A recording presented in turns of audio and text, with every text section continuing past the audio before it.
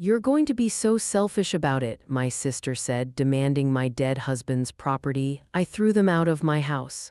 A week later, she posted lies about me. David died on a quiet Tuesday morning after fighting cancer for 18 months. A piece of me died with him that day too. I remember standing in our bedroom, staring at his side of the closet, running my fingers over his favorite sweater, the one I'd curl up in during those final weeks in the hospital when he'd gotten too thin to wear it himself. The doctors had given us 6 months. We'd stretched it to 18 through sheer stubbornness and experimental treatments that drained our savings but bought us time. Precious, painful time. Our son Noah, only 9 years old, had crawled into our bed that morning. "When's Dad coming home?" he asked, his small voice cracking. I didn't have the heart to tell him that Dad was never coming home again, not yet. Instead, I held him close, breathing in the scent of his shampoo, feeling his little heartbeat against mine. A heart that would have to learn to keep beating despite this crushing loss. I'd always known where I stood with my family. Growing up as Barbara Martin, I was forever in my sister Stacy's shadow. Stacy with her perfect grades, perfect looks, perfect life. Stacy who could do no wrong in my parents' eyes. I'd made peace with it, or so I thought. David had been the first person who truly saw me, not as Stacy's little sister or the Martins' second daughter, but as me, worthy of love without conditions. "You're not second best to anyone," he used to tell me, his eyes crinkling at the corners when he smiled. "You're my first choice every day." I called my parents when David passed. Mom answered on the fourth ring. "Barbara, what's going on?" "I'm heading out the door for Stacy's meeting with the investors." I took a deep breath. "Mom, David died this morning." A pause. "Oh, that's terrible," she said, her voice dropping an octave into what I recognized as her sympathy voice, the one she used for acquaintances and distant relatives. "How's Noah taking it?" "He doesn't know yet. I haven't." "Listen, honey, can I call you back later? Stacy's big presentation is today, and you know how important this funding round is for her startup. The whole family's going to support her." I hung up without responding, my hands shaking so badly I nearly dropped the phone.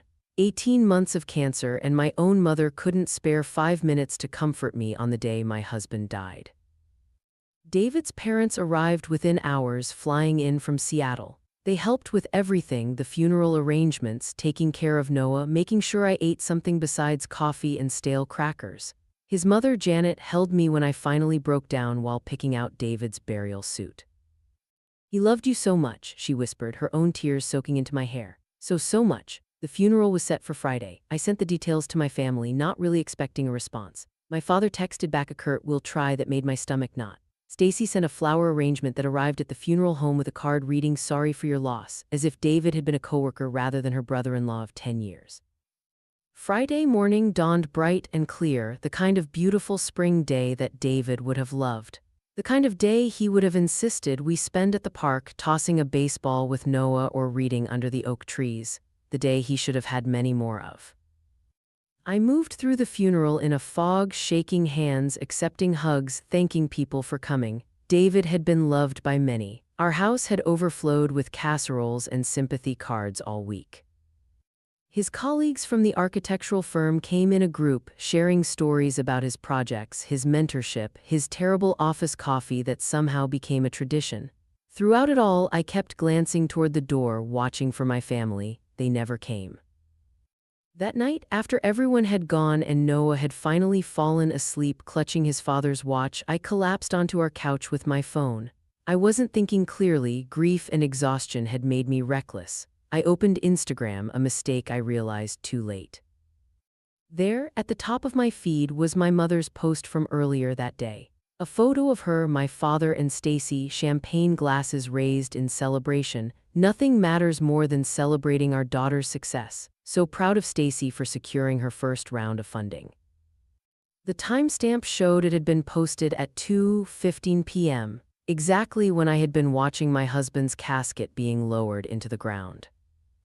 I hurled my phone across the room. It hit the wall and clattered to the floor, screen cracked but still displaying that damning photo. The broken screen somehow felt appropriate, a physical manifestation of my shattered heart.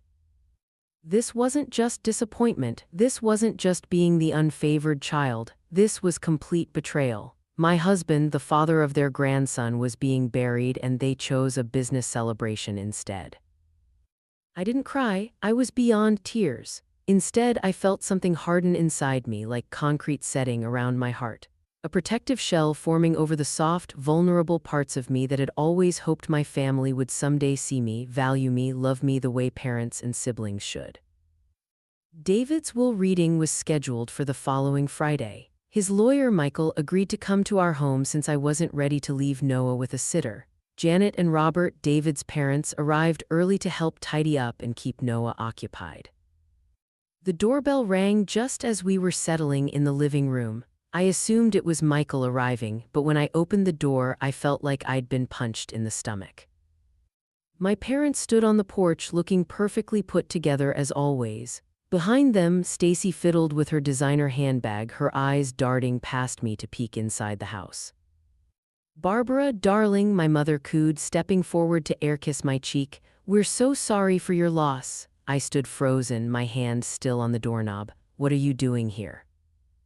My father cleared his throat. "We're here for the will reading, of course. We're family." "Family?" I repeated, the word tasting bitter on my tongue. "You didn't come to his funeral." "We sent flowers," Stacy interjected, as if that made everything okay. "And you know my funding meeting was that day. Mom and Dad had to be there." I wanted to slam the door in their faces. I wanted to scream that flowers weren't the same as presents, that a business meeting wasn't more important than a funeral, that they had no right to show up now when they couldn't be bothered to show up then. But Noah was in the next room. He'd been through enough trauma without witnessing his mother lose control. "Why are you here?" I asked again, my voice steadier than I felt. "We just want to support you," my mother said, her practiced concerned parent face firmly in place. "In your time of need." Before I could respond, Michael's car pulled into the driveway. My family took advantage of the distraction to push past me into the house, acting for all the world like they had every right to be there. The reading itself was straightforward. David had always been meticulous about his affairs. He'd updated his will after his diagnosis, making sure Noah and I would be secure. Besides our home, he'd left us 3 rental properties he'd renovated over the years, a substantial life insurance policy, and trust funds for Noah's education and future. David had been smart with money, investing in real estate early in his career. We'd lived modestly compared to what we could afford because he'd wanted to build something lasting. "Security isn't sexy," he'd joked once, "but it lets you sleep at night." I watched my family's faces as Michael detailed the assets. My father's eyebrows rose higher with each property mentioned. Stacy's expression shifted from bored to calculating. My mother's perfectly manicured hand reached for my arm, squeezing it in what anyone else might have interpreted as comfort. "We had no idea David was so established," my father said when Michael finished, his voice carrying a new note of respect that made my skin crawl. After the lawyer left, my family cornered me in the kitchen while Noah was showing his grandparents a Lego creation upstairs. "Barbara," Stacy said, her voice honey-sweet, "we should talk about those properties." I crossed my arms. "What about them?" "Well," she leaned against the counter, "the downtown condo would be perfect for me. I'm looking to move closer to the office and it would really help with my commute." I stared at her, waiting for the punchline. It didn't come. "You want me to give you David's property, the one he spent months renovating himself?" Stacy rolled her eyes. "It's not like you need 3 rental properties. You've got this big house, the life insurance. Noah's just a kid, he doesn't even know what he has. Meanwhile, I'm trying to build something. My company needs me to be in the city." My mother stepped forward, placing her hand on my arm again. "Sweetie, family helps family. Stacy could really use this boost right now. And I couldn't use your support at my husband's funeral." The words escaped before I could stop them. "That was different," my father waved dismissively. "Business opportunities don't wait." Stacy couldn't reschedule that meeting. "But a funeral could wait." My voice rose despite my efforts to stay calm. "David waited for you. For 18 months he asked about you, wondered why his in-laws barely visited, why his son's grandparents couldn't be bothered to show up. Now, Barbara," my mother's voice took on a warning tone, "let's not get dramatic. We sent cards, we called." 3 times, I cut in. "You visited 3 times in 18 months. David's parents flew across the country every other week. His friends organized meal trains and hospital visits and playdates for Noah. Where were you?" With Stacy, my father said, as if this explained everything. She needed us. And I didn't, Noah didn't, Stacy huffed impatiently. This isn't getting us anywhere. Look, just sign over the downtown condo. You can keep the other properties if you're going to be so selfish about it. The word selfish broke something loose inside me. 10 years of marriage, 18 months of watching my husband wither away, 1 week of planning his funeral alone, and now they wanted his property. They hadn't even bothered to ask how Noah was coping. Get out, I said quietly. What? Stacy scoffed. Get out of my house. My voice was steadier now, cold and clear. David is gone, you didn't come to his funeral, and now you want his property. Get out. The last 2 words came out as a shout echoing through the kitchen. Upstairs, the chatter of Lego building paused. Barbara, my mother gasped, you can't be serious, we're your family. No, Robert's voice came from the doorway. David's father stood there, his kind face hardened with anger. We're her family, and I think you should leave. Janet appeared beside him, her arm around Noah, who looked confused and frightened. She shot me a supportive look before guiding my son back upstairs. This isn't over, Stacy hissed as they gathered their things. You've always been jealous of me, and now you're just being spiteful. My father shook his head in disappointment. Your husband would have wanted family unity, Barbara. Think about what you're doing. I let out a hollow laugh. Don't you dare tell me what David would have wanted. You didn't know him, you never tried to. After they left, I sat on the kitchen floor and sobbed. Robert found me there 10 minutes later, curled into myself like a wounded animal. You did the right thing, he said, lowering himself stiffly to sit beside me. David would be proud of you for standing up for yourself and Noah. I leaned against his shoulder. I just never thought, even after all these years, I never thought they'd be this cruel. Some people only show up when there's something in it for them, he said simply. The next morning, my phone lit up with a text from my mother. Barbara, darling, let's not fight. We're all grieving David in our own way. Family should stick together in times like these. Let's talk about those properties when you're feeling less emotional. I turned off my phone without responding. 3 days later, I got another text, this time from Stacy. The silent treatment is childish, Barbara. We're trying to help you. Managing multiple properties while raising a child alone is going to be too much for you. Let people who know what they're doing handle the business side of things. Again, I didn't respond, but I did call a property management company that David had worked with before. They agreed to take over the day-to-day operations of the rentals, leaving me free to focus on Noah and healing. A week went by, then 2. I thought maybe they'd finally gotten the message. I was wrong. One evening, while scrolling through Facebook, I saw a post from my mother that made my blood run cold. Hard times reveal true colors. So heartbroken that my daughter has inherited wealth and now refuses to help her struggling sister. Money changes people, rarely for the better. The comments section was flooded with sympathetic responses from distant relatives and family friends, most of whom hadn't bothered to attend David's funeral either. She always was the difficult one. Stacy has worked so hard for everything, while some people just get lucky. Praying your family can heal from this selfish behavior. My hands shook as I stared at the screen. They were painting me as the villain, the greedy widow hoarding her dead husband's wealth, the selfish sister refusing to help family, and people were believing it. I called Janet that night, my voice breaking as I explained what was happening. She listened patiently, then said something that changed everything. Barbara, honey, they can only control the narrative if you let them. She was right. For years, my entire life, I'd let my family define who I was, the lesser daughter, the one who needed to try harder, be more, accept less. Even in grief, I was allowing them to shape how others saw me, no more. I spent the next day gathering evidence. Screenshots of my mother's post about Stacy's celebration, timestamped during David's funeral, text messages showing their dismissive responses when he was diagnosed, photos of the empty chairs at the funeral where family should have sat. Then I wrote my own post. I've been silent out of respect for my late husband and my grieving son, but I can't allow lies to go unchallenged. Here's the truth about family loyalty. I attached the screenshots one by one, the celebration during the funeral, the 3 brief hospital visits in 18 months, the texts demanding property after the will reading, Finally, a recording of Stacy's voice from my kitchen. Noah's just a kid, he doesn't even know what he has. My husband David spent his final months worrying about our son's future. He worked hard his entire life to provide security for his family. That wasn't luck, it was sacrifice and planning. I won't apologize for protecting what he built for our child. True family shows up, not just when there's something to gain, but when it's hard, when it's inconvenient, when it hurts. To those who have supported us through this darkness, who brought food, who sat with us in the hospital, who played with Noah when I couldn't stop crying, you are our real family. Blood makes you related. Loyalty makes you family. I'm done being silent. I'm done being second best. And I'm done apologizing for putting my son first. I posted it, then turned off notifications and went to sit on the back porch swing that David had built the summer before his diagnosis. The same swing where we'd watched countless sunsets, where he'd held me when the treatments weren't working, where he'd made me promise to live fiercely after he was gone.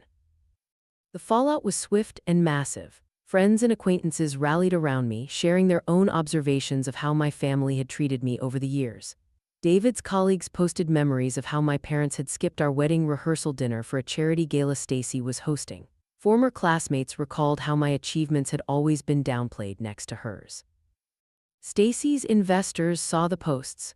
They weren't pleased to learn that their new business partner had pressured a recent widow for property instead of attending her brother-in-law's funeral. The family-first image she'd cultivated for her brand suddenly seemed hollow.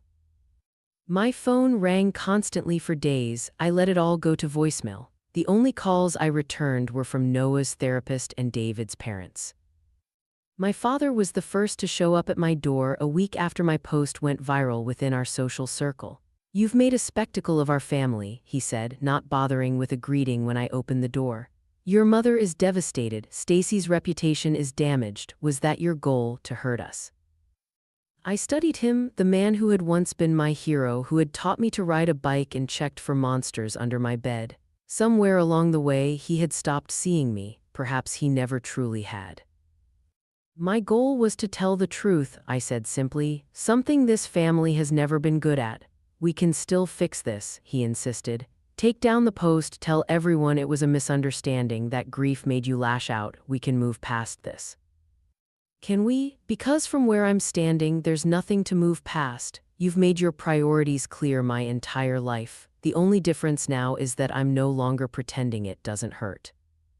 He straightened his shoulders, falling back on the authoritative father role that had worked when I was younger. "This isn't what David would have wanted. David wanted Noah to grow up knowing his worth," I said calmly. "To never accept less than he deserves. I'm finally following his example." After he left, more attempts at reconciliation followed. Stacy sent a carefully worded apology that managed to include phrases like "if you felt hurt" and "never my intention." My mother tried emotional manipulation, claiming the stress was affecting her health. Distant relatives called to mediate, though their version of mediation seemed to involve me apologizing and giving Stacy what she wanted. I held firm. For perhaps the first time in my life, I refused to bend, to accommodate, to put myself last. It wasn't just about me anymore. It was about Noah, about honoring the life David and I had built, about teaching my son that love doesn't come with conditions. 6 months after David's death, Noah and I settled into a new rhythm. The rental properties provided steady income, managed by professionals who sent me monthly reports. I returned to work part-time as a graphic designer, something I could do from home while Noah was at school. Janet and Robert visited often, filling our home with warmth and laughter. My family made one final attempt at reconciliation, or rather, at damage control. Stacy's business was struggling, partly due to the hit her reputation had taken. She needed money, and apparently I was still the easiest target.